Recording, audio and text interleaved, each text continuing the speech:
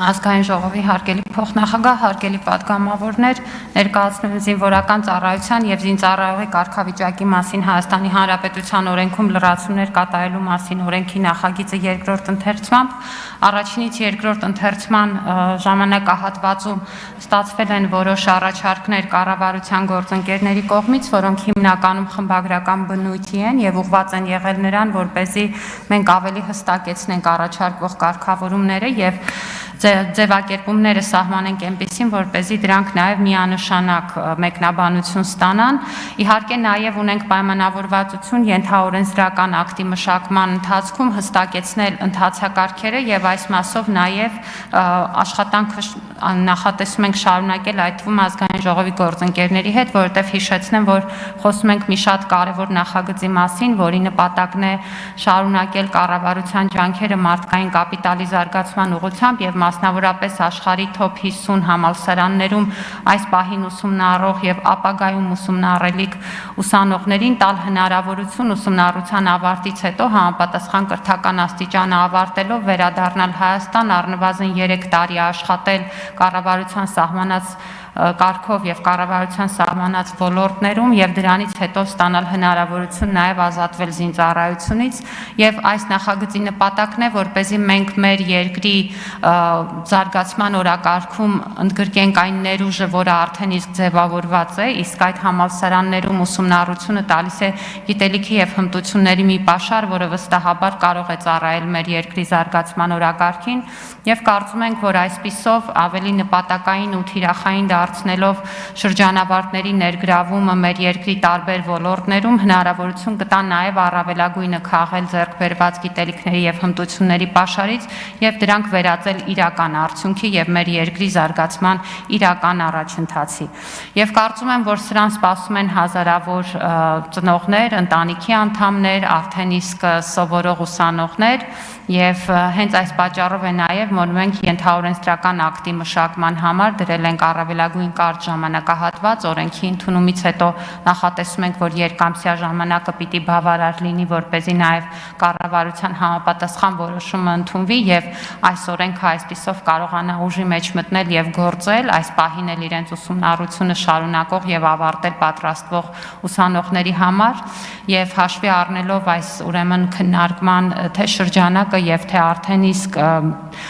Ենթաօրենսդրական ակտի շուրջ մեր աշխատանքները կարծում եմ, որ այն փուլում ենք, որ ամբողջությամբ կարող են գնալ նման մեխանիզմի հաստատմանը եւ դրանով եւս մեկ ինստիտուցիոնալ խողովակի ձևավորմանը մեր երկրի մարդկային կապիտալի զարգացման ուղղությամբ առաջարկում եմ հաստատել։ Շնորհակալություն։ Շնորհակալություն, հարցեր չեն լինի, կարող եք զբաղեցնել ձեր տեղը։ Հարակից զեկուցման համար ամբիոնի մոտ է արդեն գիտության, կրթության, մշակույթի, սփյուռքի երիտասարդության եւ սպորտի հարցերի Հանձնաժողովի նախագահ Սիսակ Գաբրելյանը։ Շնորհակալ եմ, պարոն Ռուբինյան, հարգելի գործընկերներ, նախարարը ներկայացրեց նախագիծը։ Ես շատ կարճ օգտվելով առիթից ընթացքում մեզ դիմաց հարցերի մասով ասեմ, top 50 համալսարանները, հարգելի քաղաքացիներ, մենք չենք սահմանում, Հայաստանի Հանրապետությունը չի սահմանում, կառավարությունը չի սահմանում, կա Շանհայի վարկանիշային այդ հարթակը, դուք կարող եք օրինակ Google-ով կամ ցանկացած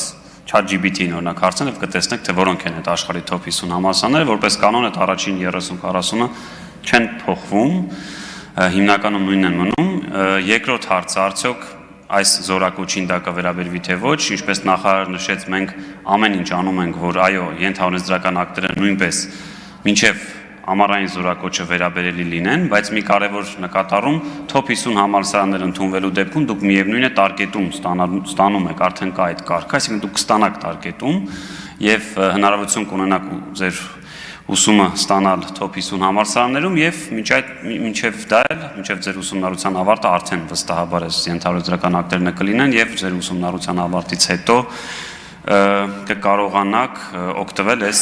ծրագրից դառնալ շահառու։ Երրորդ հարցը, արդյոք հետադարձության ուժ ունի թե ոչ, այո, ունի հետադարձության ուժ, այսինքն եթե այս պահին դուք սովորում եք top 50 համալսարաններից որևէ մեկում եւ ամառային անգամ զորակոչի ենթակա եք, իմ նշած այս 2 ամսյա ժամկետում մենք պետք է հասցնենք կառավարության որոշումն էլ ընդունվի, հանրապետության նախագահ օրենքի ընդունումից հետո կխնդրենք մի փոքր հնարավորինս արագ ստորագրի եւ հետադարձության սկզբունքով, այո, արդեն այս պահին սովորող, այդ թվում այս տարի ավարտող ուսանողները կկարողանան օգտվել եւ մի կարեւոր բան կառավարությունը նոր ծրագիր է մշակում, ես խնդրում եմ այս մասով ուշադիր լինեք, ես նաեւ նախարարության մեր գործընկերներին եմ խնդրել առաջիկայում տեսա ուղերձով կամ նաեւ այլ միջոցներով, մամուլի հրապարակումներով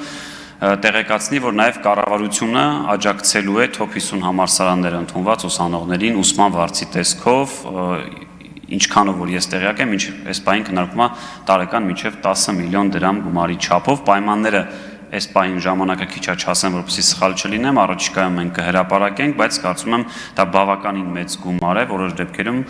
դա ընդհանուր հավասար է այդ top 50 համալսարանների, օրինակ համալսարանից որևէ մեկում ուսման վարձի միջև 70-80%-ի չափով փոխհատուցման, այնպես որ հետևեք կառավարությանը, հետևեք մեր նոր որոշումների, որպեսզի օգտվեք նաև այս արտոնությունից։ Այս ընթացքում թերևս այսքանն էին հիմնական նաև քաղաքացիներից ուզող հարցերը, ազգային ժողովից հարցեր չեն կարող լինել, պարոն Ռուբինյան, շնորհակալ եմ։